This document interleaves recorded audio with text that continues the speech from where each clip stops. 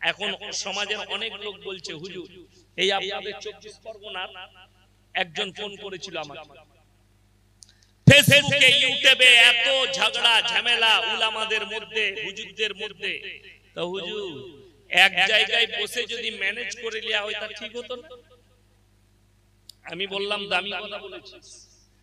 আমি বললাম তুমি কি করো? বলে চাকরি করে। আমি তোমার থেকে বড় মূর্খ কেউ নাই, যে চাকরি দিয়েছে সেও মূর্খ। বলে কেন? আমি বললাম তোমার কাছে কোরআন হাদিসের জ্ঞান আছে? বলে নাই। আমরা আমার কাছে হাদিসটা শুনে নাও, তোমার ভালো মৌলবি জানা মৌলবিকে জিজ্ঞেস করবে। রাসূল সাল্লাল্লাহু আলাইহি সাল্লামের হাদিস, কিয়ামতের পূর্বে আমার উম্মতেরা 73টা দলে বিভক্ত হয়ে পড়বে। কটা বললাম? 73। আর তুমি যদি বলে এই দলগুলো হতে দেব না, তাহলে তো কিয়ামতই হবে না। কথাটা বুঝতে পারেন? রুখতে পারবে না পৃথিবীর কোন মৌলবি, কোন সংস্থা, পৃথিবীর কেউ রুখতে পারবে না। 73টা দল ইসলামের মুসলমানদের হবে।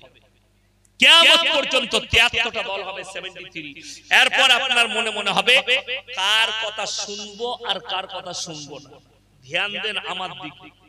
আপনাদের এখানে সবজি মার্কেট কোথায় আছে? পূজালি। সকাল বেলায় উঠে পূজালিতে গেলেন, সবজি কিনবেন। এরকম ভালো মস্তিষ্কের লোক কেউ আছে কানা বেগুন কিনবে? আপনি বেগুনটা ঘুরিয়ে দেখে নেবেন কানা কিনা। টমাটোর কিনলে আপনি পচা কিনবেন না, ঘুরিয়ে দেখে নেবেন মালটা ঠিক আছে কিনা। মাছটা কিনলে পেটটা দেখে নেবেন মাছের পেটটা পচা কিনা। তুমি পচা মাছটা চিনতে পারলে, পচা টমাটোর চিনতে পারলে, কানা বেগুন চিনতে পারলে, আর কানা পচা হুজুরটা চিনতে পারবে? তোমার বিবেকের দ্বারা যদি বলেন হুজুর কি করে চিনবো, কোরআন কি বলছে শুনে নেন। ইন্নাল্লাযীনা ইয়াকতুমুনা মা আনজালাল্লাহু মিনাল কিতাব ওয়া ইয়াশতারুনা বিহি সামানান কালীলা উলাইকা মা ইয়াকুলুনা ফি বুতুনিহিম ইল্লান নার। হে নবী, পৃথিবীর মানুষকে বলো তোমাদের মধ্যে কিছু এমন আলেম থাকবে, হুজুর থাকবে, যারা নিজেদের পেট চালাবার জন্য আমার কোরআনের আয়াতকে লুকিয়ে দেবে, গোপন করে দিবে, মানুষের সামনে হক প্রতিষ্ঠিত করবে না, নিজেদের পেট ভরানোর জন্য। হে রাসূল বলে দাও তারা নিজেদের পেটেতে আগুন ছাড়া আর কিছু ভরে না। আমি আল্লাহ কিয়ামতের দিনে এদিকে কঠিন আযাবে মুবতালা করে দেব। এই মৌলবীরা পাকড়াও হবে, হুজুররা পাকড়াও হবে, যারা আপনাকে বলছে নামাজের প্রয়োজন নাই, রোজার প্রয়োজন নাই, দিনদারির প্রয়োজন নেই, আমরা আছি দোয়া করে জান্নাতে নিয়ে যাব, ওই রাস্তা শরীয়তের নাই। শুনে নেন, পৃথিবীর মানুষের জন্য নজির হবে ইমাম মেহেদী। কেন? ইমাম মেহেদী হবে একজন ন্যায় পরায়ণ, এবং আল্লাহ তার হাত দ্বারা ইসলাম প্রতিষ্ঠিত করবে গোটা পৃথিবী জুড়ে। জোরে বলুন সুবহানাল্লাহ। ইমাম মেহেদী হবে ন্যায় পরায়ণ, আর মানুষকে তার সৈন্য যারা হবে তারাও হবে সাহাবীদের মতো ন্যায় পরায়ণ। তারা কেউ বেঈমান থাকবে না। আমার মুসলমান ভাই, আপনি বলছেন নিজেকে মুসলমান, আপনার গোটা পরিবারে আপনার মধ্যে ইহুদি নাসারাদের কালচার গুলোতে আপনি ডুবে গেছেন, আপনি হাবুডুবু খাচ্ছেন বেঈমান কাফেরের কালচারে। আপনি নিজেকে মুসলমান বলে দাবি করছেন, অথচ আপনার মধ্যে নামাজ নেই। ইহুদিদের মধ্যে, খ্রিস্টানদের মধ্যে আর মুসলিমদের মধ্যে সবথেকে বড় পার্থক্য যেটা, সেটা হচ্ছে নামাজে। গাজা ফিলিস্তিনের নিরীহ মুসলমানদের আল্লাহ হেফাজত করুক, এই দোয়া সকলে করবেন। আর শুনেলেন যারা মনে মনে ভাবছেন যে এই যুদ্ধটা গাজা আর ফিলিস্তিনি টিকে থাকবে আর ইসরায়েলে না, এই চিঙ্গারিটা গোটা পৃথিবীতে ছড়াবে। তার নবীজির একটা হাদিস শোনাই, এমন একটা নদী পৃথিবীতে আছে যে নদীটা জান্নাতে থাকবে। সেই নদীটার নাম হচ্ছে ফুরাত নদী। কোন নদী বললাম? ফুরাত। সেই নদী শুকিয়ে গিয়ে একটা সোনার পাহাড় বেরিয়ে আসবে, যে পাহাড়টা নিয়ে গোটা পৃথিবী যুদ্ধে জড়াবে। আর যে যুদ্ধটা হবে পরমাণু যুদ্ধ, অর্ধেক দুনিয়া ধ্বংসে পরিণত হবে ওই যুদ্ধতে। গড়ে প্রত্যেকদিন 70 লাখ মানুষ মারা যাবে সেই যুদ্ধে। ওই পাহাড় নিয়ে যুদ্ধ হবে, ইমাম মেহেদীর আগমন ঘটবে। যারা মনে করছেন ফিলিস্তিন কিয়ামতের ময়দানটা কাবাঘর হবে না, মদিনা হবে না, মক্কা হবে না, আরাফাতের ময়দান হবে না, কিয়ামতের ময়দানটা হবে ওই জায়গায় আল আকসা মসজিদ ফিলিস্তিনের ওই জায়গাটাই হবে কিয়ামতের ময়দান। ওই জায়গায় আল্লাহ সকলকে হাজির করবেন। আর আল্লাহর নবীর হাদিস, খোরাসান থেকে একটা দল বের হবে। খোরাসান মানে উঁচু নিচু পাহাড় পর্বতের মতো জায়গা থেকে একটা যোদ্ধা বের হবে। তারা যখন তাদের কাছে পৃথিবীর এত আধুনিক হাতিয়ার আসবে, পৃথিবীর আর কোন শক্তি তাদের সামনে দাঁড়াতে পারবে না। সেই দলটাই হবে ইমাম মেহেদীর সৈন্য। জোরে বলুন সুবহানাল্লাহ। আর সেই তারাই একমাত্র গিয়ে আল আকসায় ঝান্ডা গাড়বে আর পৃথিবীতে ইসলাম প্রতিষ্ঠিত হবে। 4 বছর পর্যন্ত 7 বছর পৃথিবীতে শান্তি বজায় থাকবে।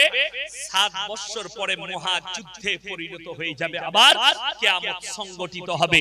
বোম্বের হাজি আলীতে যান, বিএমডব্লিউ মার্সিডিজ ওডি, তারা গাড়ি দাঁড় করিয়ে ভেতরে ঢুকছে, 5,000 10,000 এর চাদর চড়িয়ে বাবার কাছে চাইছে, বাবা हमारा कारोबार ठीक कर दो, हल बाबा हमें बच्चा दे दो, बाबा हमको ये कर दो, बाबा हमें एक बिल्डिंग दे दो। সব বাবার কাছে চাইছে। ওরা চেয়ে যখন রাস্তায় বেরিয়ে আসছে, দুদিকে ভিখারি বসে, আল্লাহ কে নাম पे दे दे बाबा। হবে ভেতরে পাওয়া গেল, ওরা তোর কাছে চাইবে কেন? ভেতরেই চেয়ে নিত। কথাটা বুঝতে পারেন? সে জানে, ভিখারি বুঝতে পেরেছে মাজারের ভেতরে মাল নাই, মালটা তোর পকেটে আছে, তুই বার করে দিবি। কথাটা বুঝতে পেরেছেন না? পারে এই কিছুদিন পরে আমি 11 তারিখে মুম্বাই যাব, আবার 21 তারিখে সুরাট যাব। কি বুঝলে? বড় কষ্ট লাগে। অনেকজন ফোনে গালি দিচ্ছে, গালিতে, কিন্তু আমি তো পীর বিরোধী নয়, আমি তোদের সিস্টেম বিরোধী। শুনেলেন? এখানে হাজী সাহেব কে কে আছেন? হাত তুলেন। তা হাজী সাহেব কে কে আছেন? হাত তুলে। তুমি হাজী সাহেব? হাজী সাহেব কে কে আছেন? হাত তুলেন তাড়াতাড়ি। হাজী সাহেব কে কে আছেন? কেউ নাই? আরে ভয়ের কিছু নেই, আমি আপনাদেরকে সাক্ষী করব। আমি ভয়ের মানুষ, আল্লাহকে ভয় করি। আচ্ছা আমি বলি, হাজী সাহেব যেই আছেন তাকে জিজ্ঞেস করলেন, মক্কা থেকে মদিনা 430 থেকে 470 কিলোমিটার রাস্তা। জিজ্ঞেস করুন কটা মাজার ছিল? একটাও মাজার না। আমার বাড়ি থেকে এইখানে 180 কিলোমিটার না কত হলো? ড্রাইভার জানে। 180,000 বেশি মাজার আছে। বড় কষ্ট লাগে। হাজী সাহেবকে জিজ্ঞেস করুন, যারা উমরা করতে গেছে জিজ্ঞেস করুন, নবীজির মাজারে কটা চাদর চড়িয়েছে? আল্লাহ নবীর কবরে যদি মাজারে যদি চাদর চড়ানো জায়েজ না হয়, পৃথিবীর আর কোন মৌলবি মোল্লা পীর ফকিরের কবরের জন্য জায়েজ হতে পারে? তুমি যাচ্ছ গাড়ি ভাড়া করে 24 পরগনা থেকে, মাজারে চাদর চড়াবে, ওরে নেমো হারাম। খাজা বাবাকে ঠান্ডা লাগেনি, তোর বাড়ির পাশে কোন গরিবের গায়ে চাদর নাই, কাপড় নাই, তাকে একটা কাপড় কিনে দে, খাজা বাবাও রাজি হবে, আল্লাহও রাজি। বড় কষ্টের বিষয়। খাজা বাবার ভান্ডারে বাসকই 5,000 টাকা দিয়ে এসেছে, চায়ের দোকানে গর্ব করে 24 পরগনায় বজবজের বাজারে বুক চাপড়িয়ে বলছে, আমি খাজা বাবার দানবাসকে 10,000 টাকা দিয়ে এসেছি। ওরে হারামখোর, ওই দানবাসকটা খাজা বাবা লাইনি, ওটা মোদি বাবা নিচ্ছে। তোর জানা নাই, ভালো করে খোঁজলে। কেন? ওটা কেন্দ্র সরকারের আন্ডারে আছে। যত টাকা পড়ে, যা মাল পড়ে সরকার নেয়, আর সরকারি ওই গাঁজাখোর আর মাতালগুলোকে বেতন দেয় যে খাদিমগুলো আছে। আমি বলবো না, যারা গেছে তাদেরকে জিজ্ঞেস করুন, তারাই বলে দিবে তাদের ব্যবহার আর তাদের চরিত্র আর তাদের আখলাক। একটা হারামখোর নামাজ পড়ে না এক ওয়াক্ত। যতগুলো মাজারে বসে আছে খাদিমগুলো এক ওয়াক্তে নামাজ পড়ে না। আমি যদি মিথ্যা বলে থাকি, আমার আব্বাকে ফোন করবেন কালকে। আমার বর্তমান জেলায় এক জায়গায় বাপ বেটা জলসা করতে গেছে, মাগরিবের নামাজে পৌঁছে গেছে। মসজিদে মাগরিবের নামাজ হচ্ছে, মসজিদের পাশেই একটা শেওড়া গাছ, শেওড়া গাছ তলায় হুজুর তাবিজ লিখছে।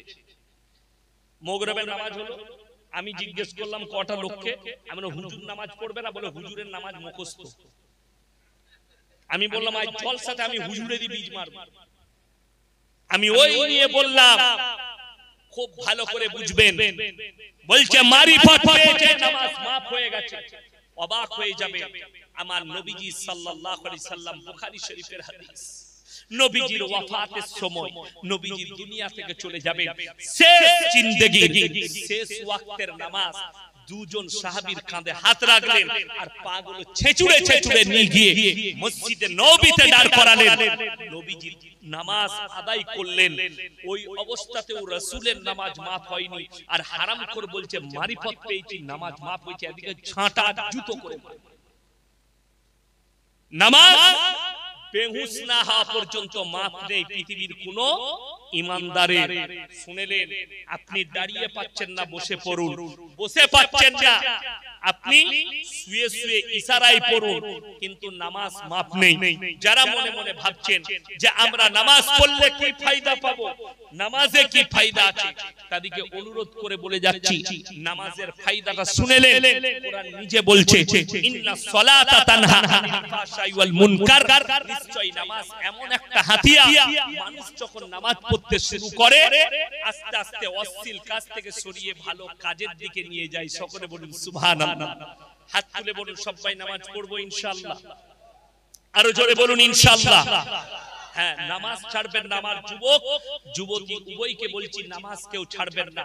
আমার ভাই, অনুরোধ করে যাচ্ছি, আপনারা দিনদার হন। পরকালের চিন্তা নেই, মরে যাবেন, কি আসছে দুনিয়া, কিয়ামত আপনার কাছে চলে এসেছে, আলামত গুলো আস্তে আস্তে প্রকাশ পাচ্ছে। আপনাদেরকে লাস্ট কথা বলে দিই, এই যে দেখতে পাচ্ছেন, আমি এতক্ষণ বায়ান করলাম, আমার আগে বায়ান করেছে, বায়ান হয়েছে, কসম খুদার করে আল্লাহর কসম খেয়ে বলে যাচ্ছি একটা কথা, যাদের বাড়িতে মানে কোরআন আছে খুলবে। 8 পারা, কত পারা বললাম? 8 পারা, প্রথম পৃষ্ঠা, প্রথম আয়াত। সারা রাত যদি আমি কোরআনের তাফসীর করি, সারা রাত যদি কোরআন হাদিস বলতে থাকি আর বুঝাতে থাকি, কোরআন বলছে ওয়ালাউ আন্নানা নাযালনা ইলাইহিমুল মালাইকা ওয়া কাল্লামাহুমুল মাউতা ওয়া হাশারনা আলাইহিম কুল্লা শাইইন কুবুলা মা কানু লিউমিনু ইল্লা আন ইয়াশা আল্লাহ ওয়ালাকিন্না আকতারহুম ইয়াজহালুন ওয়ালাউ আন্নানা নাযালনা ইলাইহিমুল মালাইকা। আমি আল্লাহ যদি এদের কাছে মালাইকা মানে ফেরেশতা পাঠাই, আর যারা মারা গেছে তোমাদের পূর্বপুরুষ, ওয়া কাল্লামাহুমুল মাউতা, যারা চলে গেছে তারা যদি কবর থেকে উঠে আসে আর ফেরেশতারা বলে আল্লাহ তোমাদের জন্য কঠিন আযাব রেখেছে, তোমাদের পূর্বপুরুষ যদি বলে তোমরা ভালো হয়ে যাও, কালমায় চলে এসো, দ্বীনের উপরে প্রতিষ্ঠিত হও, আল্লাহ কবরে কঠিন আযাব রেখেছে। আমার আল্লাহ বললেন, হে নবী, তারপর যারা মানার নয় তারা কখনো মেনে নিবে না। এটা কোরআন। বড় দুঃখের আয়াত যে তারপরেও পৃথিবীর মানুষ মানবে না। আমি একবার মুর্শিদাবাদ যাচ্ছি, তো ড্রাইভারকে বললাম দাঁড় করাও, চা খাবো একটা দোকানে। তো দাঁড়িয়েছি, সেইখানে ঢুকলাম, সেখানে সব দাড়ি চাচা লোক, টুপি ফুপি নাই, এই লুঙ্গি ফুঙ্গি পরে আছে, চাষিবাসী লোক। তো ঢোকা মাত্র আমি বললাম, ভাই 3টে চা বানাও। তো সেই লোকগুলো বললে, আপনি কি মৌলী সাহেব নাকি? আমি বললাম হ্যাঁ। কোথা যাচ্ছেন? আমি বললাম জলসা করতে। বলে আপনি সালাম দিলেন না। আমরা কি করে দেবো বে, তোদের তো কোনো লেভেল নাই, বিনা লেভেলের মা, তুরা দিবি না আমাকে, আমার তো লেভেল আছে, আমার টুপি আছে, দাড়ি আছে, তুই বুঝতেও পারছিস আপনি মৌলী সাহেব, তো তুরা দিবি না? তোদিকে তো আমি মনে করি নাই যে মুসলিম, তোদিকে তো রাখাল বাগাল মনে করলাম বে। খুব ভালো করে বুঝবেন, বেদাড়ি লোক, অপরিচিত লোক। আপনারা বলুন, লাস্টে বলে দিচ্ছি, রাগ করবেন না, আপনাদের ইমাম সাহেব যদি দাড়ি চেঁচে দেয় তার পিছনে নামাজ পড়বেন না? তারা কথা বলে না, তারাবেন না? তাড়িয়ে দিবেন। ইমাম সাহেব দাড়ি চাচলে তার পেছনে নামাজ হবে না, এই হাদিসটার এই ফতোয়াটা ভালো জেনেছেন। আর তুই দাড়ি চেঁচে ইমামের পেছনে কি করে নামাজ পড়িসবে? কথাটা বুঝতে পারেন? ও ফতোয়া খালি ইমামে। যেমন আপনারা জিজ্ঞেস করে, হুজুর বিড়ি সিগারেট গুটখা খাওয়া কি হুজুর ফতোয়া দিলে মাকরু, দিয়ে আপনি চালাচ্ছেন। তো যদি বিড়ি সিগারেট খাওয়া মাকরু হওয়ার পরে আপনি খান, তাহলে আমি হুজুর খেলে দোষ কি? হুজুর যদি খাই বলবেন ওর পেছনে নামাজ হবে না, সিগারেট খেয়েছে, আর তুই খেয়েছিস। আমাদের দেশে তো অনেক মুসল্লি আছে, সকাল বেলায় বিড়ি না খেলে হাগায় হয়। ঠিক বললাম না ভুল বললাম? মসজিদের পায়খানায় বিড়ি খাচ্ছে, আপনারা বলুন কাঁচা পেঁয়াজ খেয়ে মসজিদে যাওয়া যাবে? যাওয়া যাবে না। কেন? মুখের দুর্গন্ধ করবে। আর বিড়ি সিগারেট খেলে সেন্ট করে আতরের মতো। কষ্টের বিষয়, আপনি নিজের বিবেককে জিজ্ঞেস করুন। এই দেখেন কমিটির ছেলেরা পানি দিয়েছে, এই পানির বোতলে লিখে দিয়েছে এটাই বিষ মিশানো আছে, এটা আর খাওয়া যাবে আমার জন্য? খাওয়া যাবে না। কেন? ইসলামী শরীয়তে জায়েজ নাই জেনে শুনে আত্মহত্যা করা, আত্মহত্যার পথ বাঁচা। এরপর বলে দিই, বিড়ি সিগারেট আর গুটখার প্যাকেটে হানিকারক ক্যান্সারের কারণ লেখা আছে না? লেখা আছে। তারপরেও আপনি খাচ্ছেন, নিজের জীবনের ক্ষতি করতে। আপনি কি করে জায়েজ কাজ করছেন? বিবেককে জিজ্ঞেস করুন। সর্বপ্রথম নবীজির হাদিস, তোমরা মুমিন হতে পারবে না ততক্ষণ পর্যন্ত যতক্ষণ তোমার দ্বারা তোমার প্রতিবেশী সুরক্ষিত নয়, তোমার পাশের লোক সুরক্ষা নয়।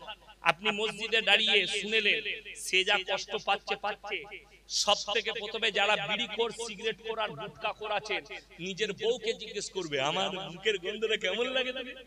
ঝাঁটা করে মারতে মন যাই, বলবে আটুর বেটা, কিন্তু কিছু বলতে পারে না স্বামী। তুমি তোমার হৃদয়কে জিজ্ঞেস করো, বিড়ি সিগারেটের দ্বারা, কাঁচা পেঁয়াজের গন্ধের দ্বারা যদি একজন মুক্তাদি কষ্ট পায়, তোমার বিবি কতটা তোমার মুখের গন্ধের দ্বারা কষ্ট পেতে পারে, এটা তোমার হৃদয়কে জিজ্ঞেস করবে। সে একজন মুমিনা ব্যক্তি। তাই এমন কোন বাপ একটা বার করেন এখানে আছে যে বাপটা কি করেছে, চোখের সামনে নিজের ছেলের মৃত্যু কেউ দেখেছে আর দাঁড়িয়ে থেকে যে বাপ বাঁচাই না। কেউ যদি নদী, এখানে গঙ্গা আছে মনে হয়, না কি আছে গঙ্গাটা, এই গঙ্গায় যদি কেউ পড়ে যায় আর বাপ যদি পাড়ে দাঁড়িয়ে থাকে, তাকে বাঁচাবে না? বাঁচাবে না বাবা?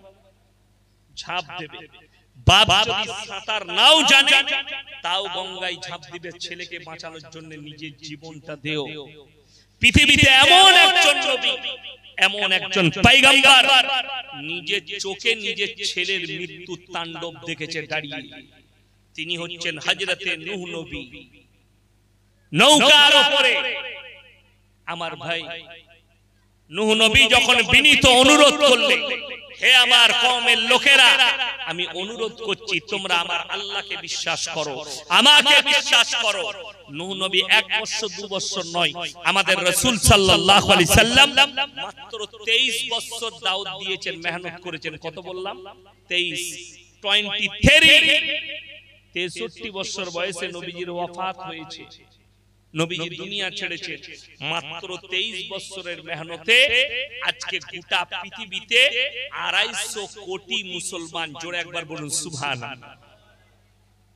চলুন, নূহ নবী 1 বছর 2 বছর নয়, 100 বছর 200 বছর নয়, 300 বছর নয়, 400 বছর নয়, 500 বছর নয়, কোরআনে আছে রেওয়ায়েতে 950 বছর দাওয়াত দিয়েছে। কত বললাম?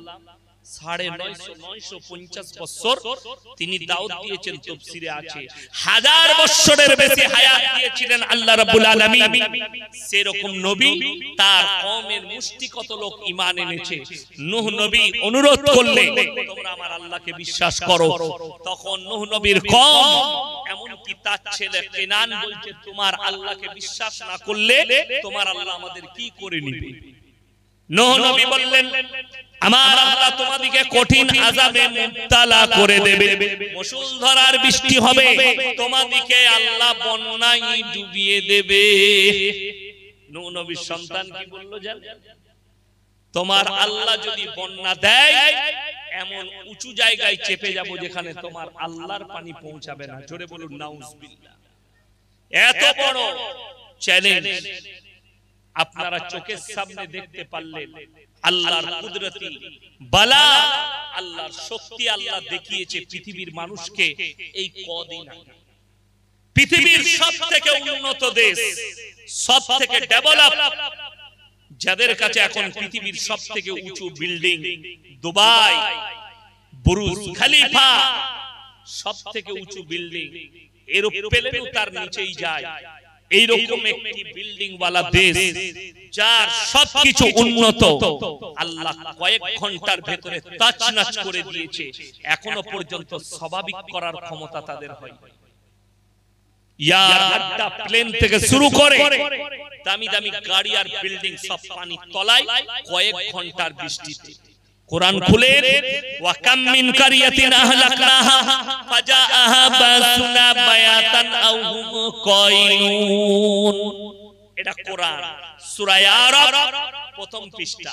হে নবী বলে দাও, আমি আল্লাহ যখন কোন জাতিকে ধ্বংস করি নির্দিষ্ট সময়ে করি, এমন কি তারা যখন গভীর নিদ্রায় থাকে, হয়তো রাত্রে, তা না হলে দ্বিপ্রহরে দুপুর বেলায় তারা আরামরত অবস্থায় থাকবে, আমার আযাবটা দিকে অ্যাটাক করবে, পালাবার রাস্তাও খুঁজে তারা পাবে না।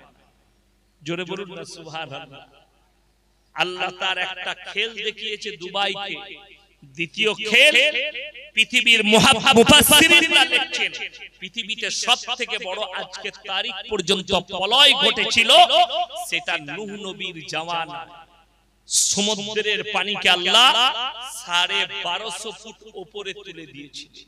1250 ফুট, গোটা পৃথিবী ডুবেছে।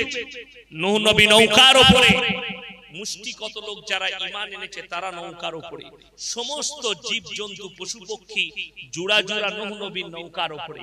আল্লাহ পৃথিবীকে ডুবালেন, চোখের সামনে দেখতে পাচ্ছে তার সন্তান এবং তার কওম ডুবে মারা যাচ্ছে, তার ছেলে কিনানু হাবুডুবু খাচ্ছে, মারা যাবে। নূহ নবী থাকতে না পেরে পিতৃস্নেহ জেগে গেছে।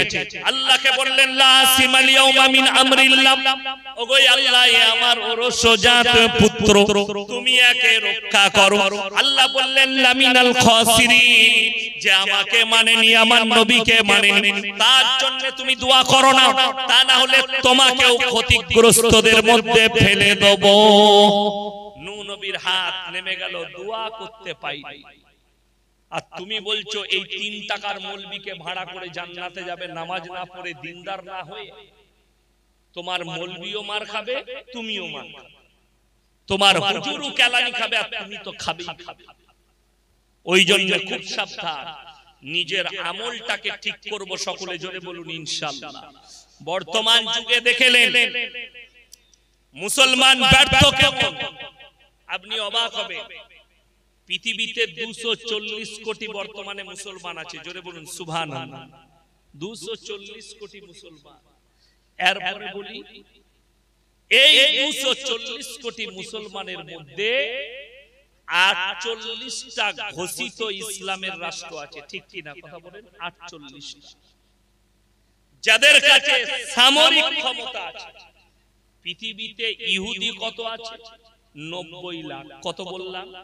90 লাখ মাত্র ইহুদি গোটা পৃথিবী জুড়ে। আর গোটা পৃথিবী জুড়ে 250 কোটি মুসলমান। তার মধ্যে 40 কোটি ভারতে, বাকি 210 কোটি পৃথিবীর সব দেশ মিলিয়ে আছে। আপনাদেরকে বলি, এরপরেও ইহুদি 90 লাখ ইহুদির কাছে দাঁড়িয়ে ফিলিস্তিন আর গাজার নিরীহ মানুষ মারা যাচ্ছে। পৃথিবীর মুসলিম সামরিক ক্ষমতাবান দেশগুলো দাঁড়িয়ে খালি দেখছে। হাজার হাজার শিশু মারা গেছে, 1000 2000 নয়, সরকারি সমীক্ষা বলছে 35,000 শিশু মারা গেছে। 35,000, 75,000 মানুষ মারা গেছে গাজা আর ফিলিস্তিনে, নিরীহ মানুষ। অবাক হবে, ঈদ আপনার কাছ থেকে গেছে, আপনি ঈদের খুশিতে 1 সপ্তাহ আগে থেকে খালি মানুষ বাজার করছে, পৃথিবীর মানুষ ঈদের বাজার। ঠিক বললাম না ভুল বললাম? আমার ছেলের কোন কাপড়টা ভালো লাগবে, আমার মেয়ের জন্য কোন কাপড়টা নেব, আমার বিবির জন্য কোন শাড়িটা নেব, কোন কাপড়টা নেব, তুমি বাজার ঘুরে খুঁজে খুঁজে দেখছো কোন কাপড়টা ভালো হবে। আর ফিলিস্তিন গাজার মানুষ খুঁজে বেড়াচ্ছে এক টুকরো কাপড় পেলে, আমার বাচ্চা ছেলেটাকে কাফন পেলে আমি জড়িয়ে তাকে কবরে দাফন করব। আজকে কাফন অমেল হয়ে গেছে, বাচ্চাদিকে শুধু দাফন করতে হচ্ছে, কাফন পরার সুযোগ পাচ্ছে না। বড় কষ্টের বিষয়। বিশ্ব মুসলিম দাঁড়িয়ে দেখছে, কেন জানেন? তারা নিয়েছে কলম আর আপনাকে দিয়েছে বন্দুক আর গোলাবারুদ। নবীজি বললেন কলমের দ্বারা শিক্ষা অর্জন করো, পৃথিবী তোমার মুঠোয় হবে, কিন্তু মুসলমান ধরলে কলম ছেড়ে দিয়ে ধরেছে হাতে বোমা, কলম ছেড়ে দিয়ে ধরেছে হাতে বন্দুক, কলম ছেড়ে দিয়ে ধরেছে নোংরামি, কলম ছেড়ে দিয়ে ধরেছে হারাম ব্যবসা। তোমার কাছে মুঠোই কি করে ইসলাম পৃথিবী আসতে পারে? হে মুসলমান শোনো,